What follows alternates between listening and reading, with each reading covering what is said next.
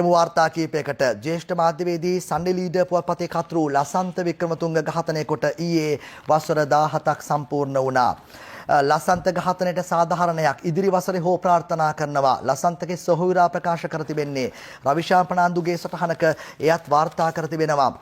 වාර්තාව දක්වන්නේ මවබිම් පුවත්පත ඉදිරි වසරේ හෝ ලසන්ත ඝාතනයේ පරීක්ෂණවල ප්‍රතිඵලයක් වේයයි ප්‍රාර්ථනා කරන බව තමයි මාධ්‍යවේදී ලසන්ත වික්‍රමතුංගගේ සොහොයුරු ලාල් වික්‍රමතුංග එලෙස ප්‍රකාශ කර තිබෙන බව තමයි එම වාර්තාවේ සටහන් කර තිබෙන්නේ.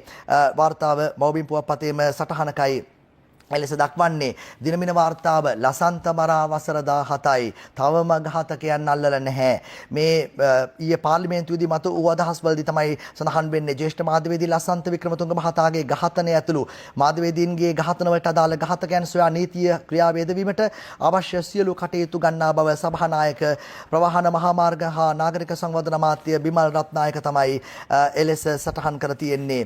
අවුරුදු 17යි අවුරුදු 17ක් ඇතුළත මේ තැනටම 17 වතාවක් මේ අය එන්නේ නැති 17 වතාවක් මල් කලඹවල් අරන් එන්නේ නැති 17 වතාවක් ඉටිපන්දම් පත්තු කරන්නේ නැති 17 වතාවක් මයික් වලට කතා කරන්නේ නැති කෙසේ වෙතත් ජීවත්ව සිටි ලසන්ත කතා කළේ ගැහුවේ පෑනින් ලසන්ත මේ යනකොට ඇන්නේ උල් ආයුධයකින්. කෙසේ වෙතත් ලසන්ත ජනාධිපතිවරු කී දෙනෙක් පත් කරලා ඇද්ද? අගමැතිවරු කී දෙනෙක් පත් කරලා ඇද්ද? ආණ්ඩු කී දෙනෙක් පත් කරලා ඇද්ද?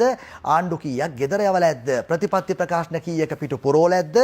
තව ඉස්සරහට ප්‍රතිපත්ති ප්‍රකාශනවල පිටු කීයක් පුරවයිද? ආණ්ඩු කීයක් පත් කරයිද? දන්නේ නැහැ.